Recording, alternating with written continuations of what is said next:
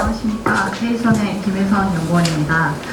지난 4월에도 스케일업과 유니콘이라는 주제로 발표를 했었는데요. 이번 5월에도 유니콘 비즈니스 모델이라는 주제를 가지고 다시 오게 되었습니다. 사실 그 이유는 유니콘화가 될 수 있는 그런 기업가들에게 영감을 줄 수 있는 것이 굉장히 중요하다고 생각했기 때문에 기업 관점에서 이 현상을 다시 바라보는 것도 의미가 있지 않을까 해서 이 연구를 다시 시작을 했습니다. 네, 발표 시작하도록 하겠습니다. 앞서 얘기했던 55차 3월에 포럼했던 주제는 스케일업과 유니콘 전략이었습니다. 유니콘의 현상을 시간과 공간과 조건의 관점에서 분석을 했고, 그것을 정책적 관점에서 카피타이거와 탈 갈라파고스 규제와 흥산업의 전략으로 도출한 바 있습니다. 이것이 궁극적인 목표로서 글로벌 탑5와 50 유니콘 가치가 창출되기 위해서는 유니콘을 중심으로 한 스케일업 생태계가 조성이 되어야 되고, 그러한 인프라가 정부가 정책적으로 노력해야 될 부분이라고 정책 제언한 바도 있습니다. 그렇습니다. 이번 포럼은 바로 정책 관점이 아닌 기업 관점에서 여러분들에게 그 현상을 다시 한번 보여드리고자 합니다. 유니콘 붐 현상, 여러분들은 이러한 유니콘 붐 현상에 대해서 어떻게 생각을 하십니까? 포춘 100대 기업이 20년 걸린 기업가치 1조를 단 6년 만에 달성을 하고 있습니다. 이런 유니콘의 현상, 부분적인 현상으로 봐야 될까요? 아니면 4차 산업혁명의 근본적인 변화로 봐야 될까요? K선은 미래 기업의 전령사로 보고 있습니다. 한번 볼까요? 지난 스타트업의 70%와 시가총액 상위의 70%, 그리고 글로벌 유니콘의 70%, 이들의 공통점은 무엇일까요? 모두 오토 영역에서 비즈니스를 추진하고 있는 오토 기업이라는 점입니다. 이런 오토 기업, 네, 제 목소리 아마 반응한 것 같습니다. 네, 이러한 오토 기업 대체 언제부터 등장하게 된 걸까요? 산업혁명과 함께 비교해 보았습니다. 1, 2차 산업혁명 때에는 우리가 소위 알고 있는 증기기술과 그리고 전기기술의 등장으로 공급이 증대가 되었습니다. 그것에 따라서 테크 기업이 주로 활동하게 되었죠. 그런데 웹의 진화와 더불어서 인터넷 기술이 등장을 하면서 이전에 충족되지 않았던 소비자의 연결의 욕구가 충족이 되기 시작했습니다. 그러면서 인터넷 기업이 등장하고 활성화되게 되었죠. 그런데 지금에 와서는 어떠냐면요, 굉장히 방대한 개인화된 수요가 맞춤 충족이 되는 비즈니스가 등장하고 있다는 것입니다. 다시 말해서 공급을 넘어서는 수요가 충족이 되어가고 있습니다. 이것이 바로 유니콘을 중심으로 통해서 등장하고 있다는 것입니다. 이제 아까 앞서 얘기했지만 테크 기업이 이제 시장 기업으로 변화하고 있는데, 그렇다면 그 유니콘의 비즈니스 패턴이 어떻게 나타나고 있는지 한번 살펴보도록 하겠습니다. 과거 1, 2차 산업혁명이 물질의 영역에서 비즈니스를 추진해 왔다면, 이제 4차 산업혁명은 경험의 영역에서 비즈니스가 추진이 되고 있습니다. 이러한 방대한 개인화된 욕망, 이런 욕망 충족이 어떻게 충족이 될 수, 어떤 기술로 충족이 될 수 있었기 때문에 이 경험의 영역이 충족이 되는 것이었을까요? 바로 코스트를 다운시키는 플랫폼과 그리고 밸류를 업시키는 인공지능의 등장 때문이었습니다. 이것을 제대로 활용하는 기업이 바로 유니콘이고요. 유니콘의 서비스 흐름 역시 바로 단순한 연결에서 그리고 추천, 그리고 최근에는 서브스크립션의 서비스로까지 진화 발전하고 있습니다. 이것을 다시 한번 살펴봤습니다. 12인사이트의 그림인데요. 일단 2008년에 아이폰과 오토의 플랫폼의 등장이 2012년에 1차 유니콘 붐을 일으키면서 연결 비즈니스의 확대를 일으켰죠. 그것이 2010년에 인공지능의 등장과 실용화가 바로 추천 비즈니스 2차 유니콘 붐을 촉발하게 됩니다. 이것이 연결과 추천이 융합된 구독의 비즈니스로 데이터가 축적이 되면서 드디어 나타나게 되는 것이죠. 자, 한번 실사를 볼까요? 우버와 에어비앤비, 원래 단순히 처음에는 단순한 연결 비즈니스에서 시작을 했습니다. 우버도 전화기 하나로 라이더와 연결하는 거였고, 에어비앤비 역시 전화기 하나로 연결하는 것이었습니다. 그런데 이것이 연결해서 이제는 추천의 비즈니스로 진화하고 있다는 것입니다. 그것은 바로 AI의 실용화 때문이었죠. 근데 지금은 어떨까요? 이것이 융합한 비즈니스 모델이 새로운 유니콘으로 등장하고 있는 것입니다. 펠로톤입니다. 펠로톤은 우리가 소위 알고 있는 자전거 운동기구를 파는 회사가 아닙니다. 이 기업의 CEO는 본인은 피트니스계의 넷플릭스다라고 얘기를 했습니다. 아까 앞서 유유상 교수님께서 넷플릭스의 카피캣 모델을 여러 가지 얘기하셨는데 이 모델 역시 넷플릭스의 카피캣 모델입니다. 어떤 비즈니스로 이렇게 기업가치 1조를 금방 달성했는지 한번 볼까요? 사업시 관점에서 한번 보겠습니다. 자, 어떤 컨텐츠를 발굴을 했냐면 일단 피트니스에 정말 유명한 미국 전역을 돌면서 피트니스를 잘 가르칠 수 있는 강사를 선발합니다. 마치 연예인 선발하듯이요. 그리고 발굴을 해서 그들을 데리고 운동 컨텐츠를 찍는데 영화 광고처럼 찍습니다. 이전에 없던 모델이죠. 그리고 그 컨텐츠를 가지고 브랜드화를 시킵니다. 바로 강사 중심으로 스토리를 만드는 거죠. 그들을 중심으로 한 커뮤니티 역시 굉장히 끈끈합니다. 실제로 봤을 때 일반 헬스클럽이 평균 5, 6개월 정도 체류를 하면서 그 서비스를 이용한다면 펠로톤은 평균 13개월이라고 합니다. 그리고 심지어 신규 등록자 중에 가입자 96%가 3개월 이상 구독료를 지불하고 있다고 합니다. 지금 현재 회원가입 서비스가 매월 $39만 제공을 한다면 4,000개의 영상을 무제한으로 횟수 제한 없이 시청할 수 있습니다. 그것이 약 $12 정도만 제공을 하면은 그냥 실시간으로 운동 컨텐츠를 시청할 수 있게 하죠. 이런 비즈니스 모델로 지금 굉장한 유니콘 기업 가치를 달성하고 있는 펠로톤입니다. 심지어 그뿐만이 아닙니다. 커뮤니케이션은 더 재미있는데요. 우리가 소위 아는 페이스북과 인스타그램으로 커뮤니케이션만 하는 것이 아닙니다. 탑재된 저 화면에서 실시간으로 개인의 데이터가 송출이 되고 운동을 하면서 송출이 되고 그 송출된 데이터를 가지고 그 강사가 격려를 합니다. 유민아 이사장님 힘내세요. 조금만 더 달리시면 달성할 수 있습니다. 이렇게 실시간으로 운동을 독려하는 것입니다. 이렇게 재미있는 비즈니스 당연히 유니콘이 될 수밖에 없겠죠. 자, 그래서 유효상 교수님께서 BM 50을 목록을 전달을 받고 그렇다면 연결과 추천과 구독의 비즈니스 한번 분류를 해보았습니다. 그랬더니 일단 재미있는 분석 결과를 말씀드리겠습니다. 일단 50개를 가지고 봤을 때 연결 비즈니스 바로 온라인과 오프라인에서 시간, 공간, 인간을 연결하는 연결 비즈니스의 유니콘은 30개가 나타났습니다. 그리고 시간, 공간, 인간을 AI로 맞춤을 추천해주는 비즈니스 유니콘은 8개로 분류가 되었습니다. 그리고 연결과 추천이 융합이 돼서 구독 비즈니스 하는 유니콘이 이제 레코멘드가 아닌 커스터마이제이션인 거죠. 그 구독이. 그 유니콘이 12개로 등장했다는 것입니다. 여기서 분류한 것에서 더 의미 있는 바가 무엇이냐면 이들 기업이 여기서 머무르지 않고 결국 추천과 구독으로 진화 발전하고 있다는 것입니다. 자, 그렇다면 유니콘의 비즈니스 융합이 어떤 식으로 융합이 되는지 한번 설명을 해보도록 하겠습니다. 자, 우리가 소위 알고 있는 4차 산업혁명, 현실과 가상, 인간에 의해 융합을 하는 혁명입니다. 그런데 이러한 4차 산업혁명의 현상들이 분해와 융합이 어떻게 이루어지는지 바로 이 표 한 장으로 설명할 수가 있습니다. 자, 4차 산업혁명의 융합 현상은 일단 세상을 현실의 오프라인과 그리고 가상의 온라인이 오토로 융합을 하게 됩니다. 자, 기술은 어떨까요? 현실의 하드웨어와 가상의 소프트웨어가 CPS로 융합이 되고 있습니다. 자, 사업은 현실의 제품과 가상의 서비스로 PSS라는 우리가 소위 알고 있는 것으로 융합이 되고 있습니다. 시장 역시 현실의 생산과 그리고 가상의 소비가 프로슈머의 형태로 융합이 되고 있습니다. 사회 역시 개인과 가상의 집단이 집단 지능으로 또 나타나고 있죠. 그리고 개인의 또 업은 어떨까요? 바로 의미의 일과 재미의 놀이가 워라밸로 융합을 하고 있습니다. 산업 역시 현실의 대기업 플랫폼과 가상의 중소벤처 롱테일의 그런 비즈니스들이 개방 상태로 융합을 하고 있습니다. 4차 산업혁명의 융합 현상은 바로 이렇게 현실과 가상이 융합하는 현상으로 나타나고 있다는 것입니다. 즉, 부분과 전체가 융합하는 자기조직화의 생명 현상을 나타나고 있다는 것입니다. 그렇다면 실사를 한번 볼까요? 우리가 지금 이미 상장된 유니콘이지만 같이 분류를 해보았습니다. 우리가 소위 알고 있는 샤오미, 펠로톤, 와비파커스, 트랜스비, 엔드미, 바이트댄스, 인스타카트. 자, 볼까요? 샤오미와 펠로톤. 이들은 하드웨어 기업일까요? 소프트웨어 기업일까요?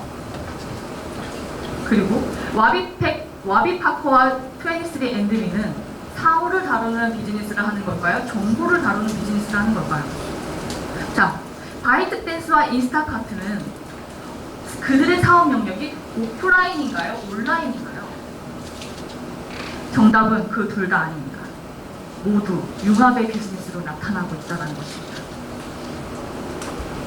이제 이것뿐만이 아니라 생산과 소비, 아까 앞서 얘기했던 개인과 집단, 일과 놀이, 대기업, 중소벤처 모든 것들이 융합하고 생명현상을 나타내게 된다는 것입니다. 자, 생산과 소비의 융합 사례를 보여드리겠습니다. 아디다스의 스피드 팩토리입니다. 과거 운동화라는 제품을 생산해서 판매하기까지의 그 소요 시간은 18개월이었습니다. 굉장히 프로세스가 여기선 복잡하게 나타났죠. 디자인 회의에서 원단 구매, 생산하고 물류로 배송하고 마케팅하고 세일즈하기까지의 18개월이 소요됐던 그 프로세스가 아디다스 스피드 팩토리가 등장함에 따라서 단 하루 만에 끝나고 있습니다. 자, 모바일로 아라미스 모션 캡처 기술을 통해서 개인의 사이즈를 정말 측정을 합니다. 그리고 스피드 팩토리에서 3D 프린팅 기술로 5시간 만에 생산을 합니다. 그것이 신속 맞춤 배달이 소비자한테 오기까지 단 하루밖에 걸리지 않고 있습니다. 생산과 소비가 융합하고 있는 것입니다. 금융 역시 그렇습니다. 금융의 기능이 굉장히 방대한데요. 많고. 근데 그것들이 언번들링 되면서 다시 분해가 되면서 다시 초융합이 되고 있습니다. 그런 비즈니스가 바로 토스가 하고 있는 비즈니스인 것입니다. 자, 이러한 현상들이 대체 왜 생겨나고 있는 것일까요? 라고 보았을 때 과거 기업들은 연결에 대한 비용이 굉장히 많은 비용을 지불해야 했습니다. 외부와 연결하기 위해서는 굉장히 많은 비용과 시간을 들여야만 한다는 것이죠. 그런 것들이 이제 연결 기술의 등장으로 분해가 되고 있습니다. 분해가 되기 시작하면서 다시 잘하는 것들끼리 뭉치고 연결이 되면서 초융합이 이루어지는 것이죠. 그것이 다시 이렇게 최적화된 서비스 제도 분류, 이런 각각의 새로운 비즈니스로, 각각 개별의 비즈니스로 나타나게 된다는 것이죠. 이제는 한 기업이 내부화할 필요가 없게 되는 것입니다. 자, 이거를 유니콘의 비즈니스로 다시 한번 살펴보겠습니다. 자, 유니콘의 비즈니스가 현실의 시간과 공간, 인간을 분해 융합을 한다고 합니다. 자, 이렇게 얘기하면 사실 이해하기가 어렵죠. 에어비앤비를 빗대서 설명을 해보도록 하겠습니다. 에어비앤비. 과거 우리의 주거 공간은 남에게 빌려주는 것은 상상조차 할 수가 없었습니다.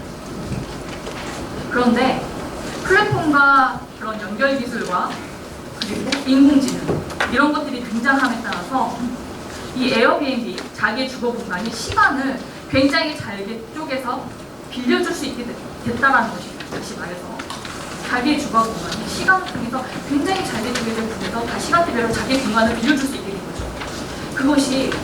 그것을 원하는 사람과 매칭해서 새로운 비즈니스가 지금 창출이 되고 있다는 것입니다. 이것은 무슨 의미냐면 바로 유니콘의 비즈니스 역시 시간의 관점, 공간의 관점, 인간의 관점에서 굉장히 잘게 분해를 시키면서 새로운 비즈니스로 융합해서 만들어내고 있다는 것입니다. 그 이면에는 시공간이 융합시키고 정보 비대칭과 협상력의 불균형 해소 기술이 등장했기 때문입니다. 그 사례들이 바로 공간을 분할했던 뉴요크나 에어비앤비, 인간을 분할 융합하는 테스크랩, 그리고 정보를 분할 융합하는 깃허브 사례가 그 대표적인 사례가 되겠죠. 아까 앞서 얘기했지만 이런 기술들의 등장, 바로 유니콘의 비즈니스가 구현 가능하게 하는 인프라, 바로 플랫폼이 등장했기 때문에 이런 비즈니스가 가능해지게 되는 것입니다. 다시 말해서 공유 플랫폼을 통해서 그동안의 정보 비대칭과 협상력의 불균형 때문에 그런 어려웠던 영역이 이제 공유 플랫폼을 통해서 비대칭이 축소되고 협상력이 강화되면서 이러한 유니콘 비즈니스가 소비자의 가까이, 시장의 가까이 등장할 수 있게 됐다는 것입니다. 그렇기 때문에 이제 과거의 전통적인 밸류 체인은 이제 초협력의 밸류 네트워크로 변화할 것입니다. 그 중심에는 유니콘이 있습니다. 그렇다면 이런 비즈니스를 구현하는 유니콘 비즈니스 모델에 대해서 한번 살펴보도록 하겠습니다. 우리가 잘 알고 있는 오스트왈드의 나인블럭 비즈니스 모델 캔버스입니다. 이 비즈니스 모델로 굉장히 많은 비즈니스 모델을 분석을 하고 세워왔었는데 이 비즈니스 모델이 4차 산업혁명의 이런 현상을 나타내는 비즈니스를 분석하기에 한계가 있는 점이 있습니다. 바로 1대1, 현실과 가상의 1대1 대응을 분석할 수가 없고 소셜 임팩트를 고려하지 않는다는 것이죠. 이제 새로운 비즈니스 모델이 필요한 때입니다. 그렇다면 새로운 비즈니스 모델 어떤 관점에서 봐야 할까요?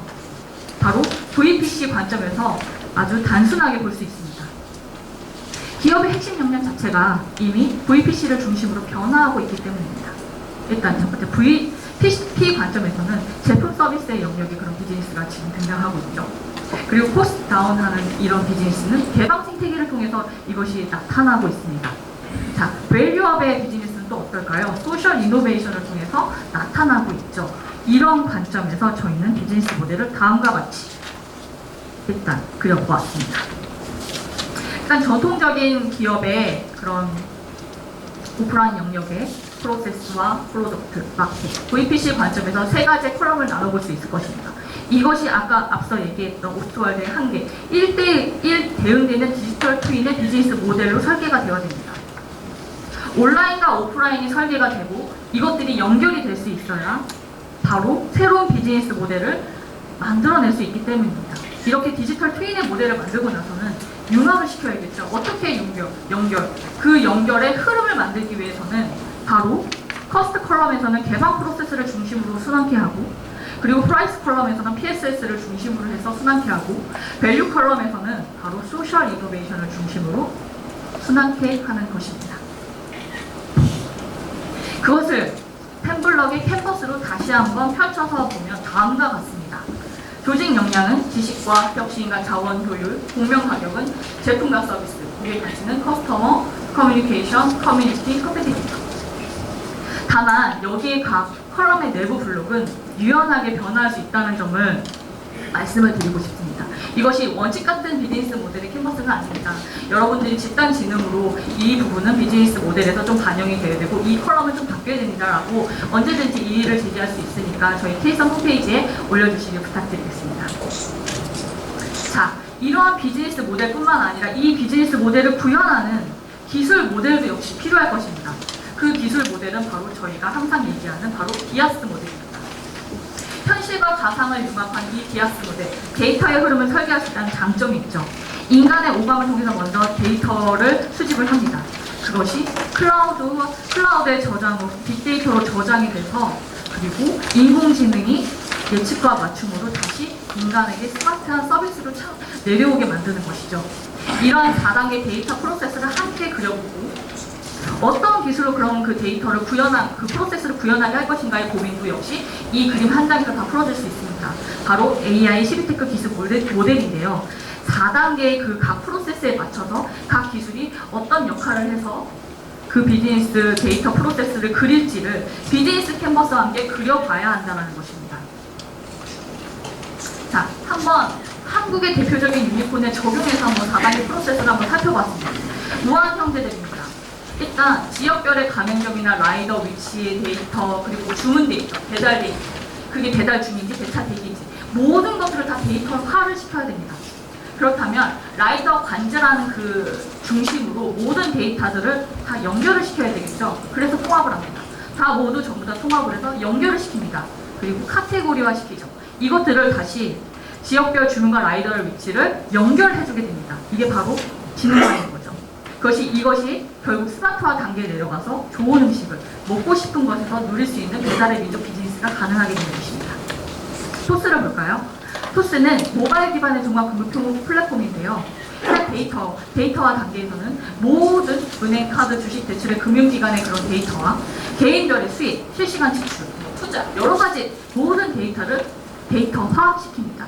그렇다면 아까 앞서 얘기했던 것처럼 이런 데이터들을 모두 연결시키기 위해서 새로운 비즈니스로 도출하기 위해서는 모두 통합시키죠. 그리고 이걸 통해서 리스크 플레임을 해서 세분화시킵니다. 그래서 개별 리스크에 따른 개별 맞춤 금융상품이 나올 수 있도록 알고리즘을 설정하겠죠. 그리고 스마트화. 토스는 개인 송금 습관을 혁신하겠다라는 그런 굉장히 바로 포부하에 나온 스타트업이었는데 지금은 유니콘이 되었지만 지금은 론, 투자, 보험에 이렇게 포트폴리오를 확장하면서 고객별의 맞춤 금융 서비스를 제공하고 있습니다. 야놀자 역시 그렇습니다. 지역별의 그런 숙박업소의 모든 데이터들이 있겠죠. 그 안에 있는 모든 데이터들, 물건들, 모든 센서를 붙이면 데이터화 시킬 수 있습니다. 이런 글로벌 50만 개 호텔 정보까지도 최근에는 데이터화시키고 있죠. 그리고 이들을 가지고 데이터를 통합을 하면서 고객들의 사용 패턴이라든지 시즌별 놀이 트렌드를 카테고리화 시킵니다. 자, 그렇다면 개별적인 알고리즘을 통해서 개인별의 놀이 취향이나 숙소, 여행지, 레저 시설, 음식점들을 추천하는 서비스를 만들어낼 수 있겠죠. 이것들이 스마트화에 맞춤 컨시어지 서비스도 제공이 되고 개인별 최적화된 여행 경험을 제공하게 됩니다. 자, 이것에 기반한 유니콘 3대 비즈니스 전략을 발표하도록 하겠습니다. 사실 이 3대 전략은 지난 정책 관점의 전략에 기반해서 함께 도출했습니다. 카피타이거의 비즈니스 전략은 다음과 같습니다. 제가 이번에 유니콘 비즈니스 모델을 분석을 하다 보니까 유니콘 비즈니스가 정말 놀라울 정도, 정말 별거 아닌 기술과 별거 아닌 비즈니스인데 기업가치 1조 이상을 달성한다는 게 정말 놀라울 정도였거든요. 유니콘 비즈니스가 엄청나다, 기술이 엄청나다라는 거 사실 없었습니다. 그렇다면 우리도 그렇게 만들 수 있지 않을까요? 굉장히 아까도 봤지만 우버의 카피킷이라든지 스티치픽스의 카피킷이라든지 에어비앤비의 카피킷 굉장히 많이 나타나고 있는데 우리 역시 할 수 있다는 것입니다. 그러기 위해서는 분석을 해야 됩니다. 유니콘 비즈니스 모델이 대체 어떤 비즈니스로 그리고 어떤 기술로 어떤 기술의 데이터 프로세스로 어떤 데이터를 획득해서 어떤 기술을 활용해서 이렇게 비즈니스를 창출하고 있는지를 분석해보자는 것입니다. 그러면 이런 것들을 분석한 것들의 결과물이 사례집으로 나올 수 있겠죠. 이 사례집을 가지고 지금 현장에 뛰고 있는 기업가들이나 아니면 대학생들을 대상으로 해커톤을 개최하는 것입니다. 사실 다이렉트로 학습하는 것은 학습이 안 됩니다. 자기가 직접 내 것이 되어서 만들어 봐야지 비로소 내 것의 비즈니스가 되는 것이죠. 그렇기 때문에 해커톤은 그 방법론으로 제안하는 것입니다. 이런 사례집을 가지고 해커톤을 개최해서 비즈니스 모델을 자기가 본따 벤치마킹하고 싶은, 카피하고 싶은 비즈니스를 학습을 하고 일단 분석을 하고 그것을 자기만의 카피타이거, 고양이 속에 숨은 호랑이를 만들어내는 작업을 해커톤을 통해서 하는 것입니다. 그리고 이거를 가지고 엑셀러레이터 네트워크, 다시 말하면 유니콘에 투자할 수 있는 VC들에게 확산시킨다는 것이죠. 그렇다면 정말 유니콘을 중심으로 한 스케일업 생태계가 번창할 수 있지 않을까요? 탈갈라파고스의 규제 전략입니다. 정말 놀랍게도 우리 유니콘의 그런 기업들이 조직화되어 있지 않습니다. 사실 조직화되어 있지 않고 어떤 개별적으로 규제 문제가 발생했을 때 해결을 한다면 네 기업만 가지고 어떻게 규제를 풀어라는 이런 얘기를 들을 수가 있습니다. 그러지 않기 위해서는 사실 조직화가 필요하고 공통된 목소리가 필요합니다. 유니콘 클럽의 조직화와 그리고 그들을 중심으로 한 원스톱 규제 창구 마련을 제안하고 싶습니다. 그리고 그것뿐만이 아니라 기업가들 역시 지금의 현재 정책적으로 나와 있는 규제 샌드박스와 테스트베드를 사실 적극적으로 활용을 해야 됩니다. 어제 박영선 중기부 장관님께서 규제 특구 역시 만든다고 발표를 하셨었는데요. 굉장히 환영하는 권사입니다. 이런 것들이 토대가 되어야지 글로벌 유니콘을 카피캣한 그리고 카피타이거가 될 수 있는 유니콘 비즈니스가 나올 수가 있겠죠. 그리고 이런 규제망을 다 피해서 아예 글로벌에서 먼저 시작하는 본 글로벌 전략도 있습니다. 이런 것들이 비즈니스 전략으로 제언드리고 싶은 바이고요. 그리고 흥산업 전략은 우리가 갖고 있는 한류와 한품과 그리고 팬덤이 융합하는 어벤져스의 그런 전략을 만들어내자는 것입니다. 그리고 흥산업 서비스 자체의 규제 개혁 역시 필요할 것입니다. 자, 그렇다면 각각의 전략을 하나씩 설명하도록 하겠습니다. 카피타이거 전략입니다. 이미 유니콘의 4분의 1은 카피캣 비즈니스입니다. 유호상 교수님의 연구 결과입니다. 자, 아까 앞서 얘기했지만 시가총액 600억이 넘는 우버 역시 카피캣들이 이렇게 많은 기업들을 탄생시켰습니다. 이 중에서는 유니콘이 된 것도 있고요. 심지어 IPO, M&A 된 기업들이 다수 있습니다. 그래서 이러한 유니콘들을 우리 역시 만들어낼 수 있지 않을까라는 생각이 일단 분석을 하기 위해서 글로벌 유니콘에 앞서 얘기했지만 50개를 선정해서 분류를 해주셨고 이것을 가지고 해커톤을 한번 개최를 해봤습니다. 바로 대학생들을 대상으로 해커톤을 개최해봤는데요. 사실 발표 주제는 그들이 선택한 발표 주제는 뷰티나 이동이나 입시 컨설팅, 헬스케어 보험 등 굉장히 다양했습니다. 그 결과 일단 뷰티 서브스크립션 커머스를 수행하고 있는 입시를 상시관점과 그리고 4단계 분석, 10블럭 모델을 통해서 새로운 군인들을 대상으로 한 뷰티 서브스크립션 커머스 비즈니스를 만들어내더라고요. 클로버 역시 그렇습니다. 클로버라는 헬스케어 기업이 있는데요. 이것도 역시 상시 관점에서의 분석, 그리고 포스텍과 그리고 10블럭 모델로 실제 이 분석과 새로운 카피타이거 모델로서의 도출이 가능했습니다. 저희가 만들었던 그 10블럭의 모델이 실질적으로 검증해봤던 사례라고 할 수 있겠습니다. 사실 이러한 카피타이거 해커톤을 행사를 하면서 제가 느꼈던 점이 뭐냐면, 기존 비즈니스 하루 만에 사실은 기존 비즈니스 모델을 학습을 하고 그리고 자기만의 카피타이거 모델을 만들기에는 사실 좀 시간적으로 부족한 면이 없지 않아 있었습니다. 그래서 1박 2일 정도의 그런 해커톤을 만약 개최해서 하루 정도는 기존에 있는 유니콘 비즈니스 모델을 자기들끼리 경쟁 토론으로 분석을 해서 학습을 하고, 그것이 이걸 가지고 자기만의 비즈니스 그 다음날 발표하는 그 과정으로 한다면 이 카피타이거 해커톤이 굉장히 유의미한 결과가 나올 수 있지 않을까라는 생각이 듭니다. 자, 탈갈라파고스 규제 전략입니다. 사실 4차 산업혁명은 기술보다 제도의 혁명이죠. 우리 케이스안에서는 4단계 이 프로세스에 따라서 규제를 다음과 같이 도출했는데 아직도 해결되지 못하고 있습니다. 국회에 계류 중인 상황입니다. 여러분의 도움이 절실합니다. 네, 그렇다면 이 4단계 관점에서 실제 글로벌 유니콘이 우리 한국에 상륙한다면 어떤 규제에 걸릴까라고 한번 분석을 해봤습니다. 23 엔드미 같은 경우에 포스텍 분석을 다음과 같이 했고요.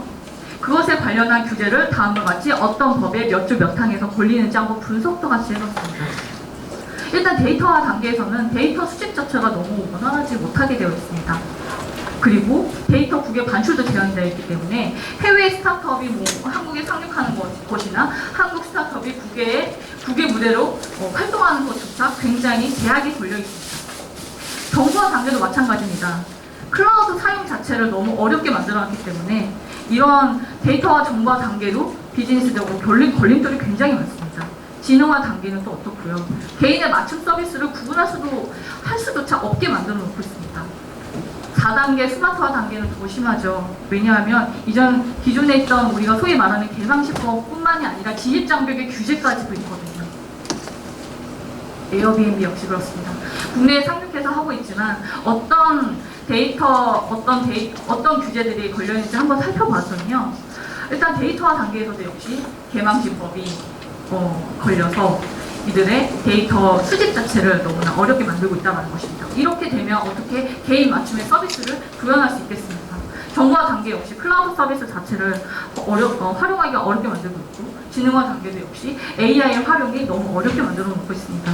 스마트화 단계 역시 관광진흥법이라든지 이런 쪽에서 내국인 공유숙박을 불어있다가 허락을 해주는데 180 이내로 완화를 해주긴 했지만 이것이 어떻게 이러한 비즈니스를 더욱 촉발할 수 있는 규제 완화가 되겠습니까?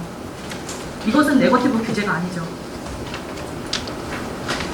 중고차 플랫폼입니다. 중국의 중고차 유니콘인데요. 이 역시 데이터와 정보와 아까 앞서 얘기했던 진흥과 스마트화 모든 단계에서 비즈니스가 어려운 상황입니다.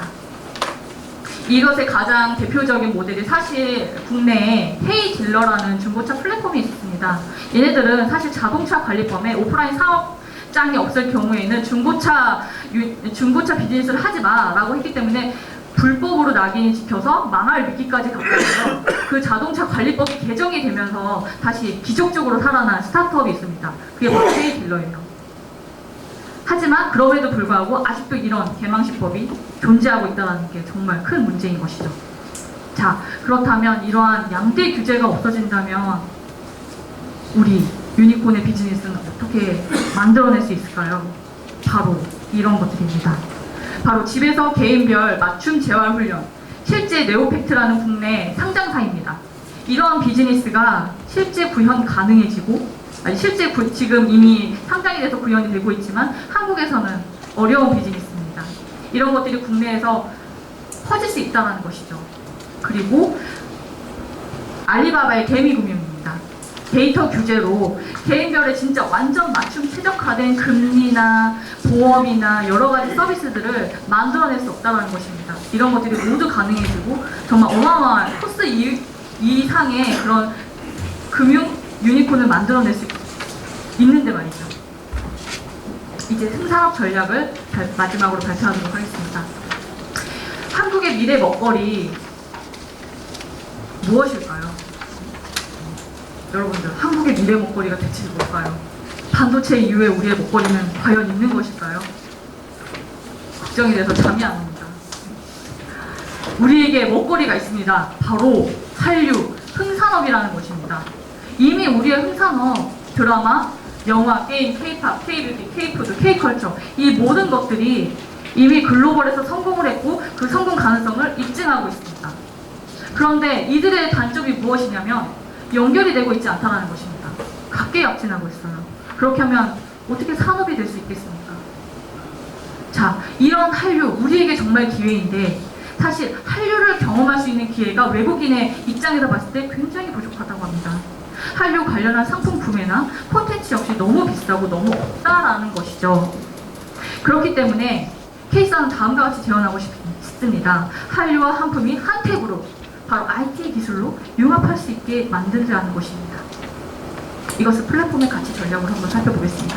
자, 한류의 팬덤, 우리가 소위 알고 있는 BTS 아니가 2천만이고요. 한류의 회원 가입이 1억 명이라고 합니다. 전 세계 1억 명이라고 합니다. 정말 실로 어마어마하죠? 이런 한류와 팬덤, 커뮤니티가 만나면 한품과 함께 이 플랫폼을 만들 수 있죠. 근데 이것이 한택과 같이 융합을 한다면 새로운 흥산업이라는 미래 한국의 먹거리가 만들어질 수 있다는 것입니다. 그렇다면 우리가 소위 말하는 유니콘 기업의 가치는 자산 가치와 수익 가치로 보면 안 될 것입니다. 아까 얘기했지만 우버도 굉장히 몇십조에 달하는 그런 적자 기업인데도 불구하고 상장을 했지 않습니까? 유니콘 기업의 가치는 사실 시장 기업이고 플랫폼 기업입니다. 이들 기업의 가치는 어떻게 산정을 해야 되냐면 플랫폼의 가입자 수와 ARPU, Average Revenue per User로 곱하기로 가치를 매겨야 합니다. 그렇게 매겼을 때 1억 가입자, 아까 얘기했던 한류의 1억 명과 그리고 그 각각 개별적으로 50만 원을 기여를 할 수 있게 된다면 연간 50조의 가치가 만들어질 수 있다는 것입니다. 그렇다면 한류와 한품과 한택이 어떻게 융합을 하냐면 다음과 같이 4단계로 융합을 할 수 있겠죠. BTS라는 콘텐츠가 있으면 어떤 뷰티와도 융합을 할 수 있고 또 뷰티와 융합이 된다면 또 광고나 드라마로 모두 다 융합이 돼서 근데 그것들이 하나로 데이터, 한택의 기술로서 스토리화 시켜서 만들어질 수 있다는 것이죠. 서비스 디자인 관점에서도 본다면 근데 지금 그렇게 되지 못하는 게 사실 한계인 것입니다. 이것이 그렇다면 이 흥산업이 산업화가 되고 더욱더 발전할 수 있다면 어떤 문제를 해결해야 될까요? 여러분들 이미 알고 있을지도 모르겠지만 BTS의 이 컨텐츠를 가지고 L&B 코스메틱이 마스크팩을 만들었고요. 그리고 넷마블에서 게임도 만들었어요. 근데 이들이 같이 합종 연행으로 융합하는 그런 비즈니스를 구현을 한다면 이들의 수익 분배는 어떻게 나누고 그리고 앞으로의 더 나타나는 그런 거버넌스라든지 그런 것에 있어서 구조를 어떻게 설계해서 수익을 계속 분배를 할지 당연히 머리가 아파지죠. 그렇기 때문에 흥산업의 발전 과제는 바로 수익 분배와 거버넌스를 어떻게 만드느냐가 정말 중요할 것입니다. 그렇다면 다음과 같이 제언드립니다. 블록체인과 플랫폼으로 이런 수익 분배와 거버넌스를 쉽게 만들 수 있다는 것이죠. 그리고 플랫폼 자체가 비용을 절감할 수 있으니까요. 즉, 소비자를 위한 개방 혁신의 생태계를 조성할 수 있다는 것입니다. 그래서 카피타이거와 탈갈라파고스 규제 흥산업 전략으로 저희 K사는 연간 150조의 가치를 창출할 수 있기를 기대를 해보면서 이번 발표를 마치도록 하겠습니다. 감사합니다.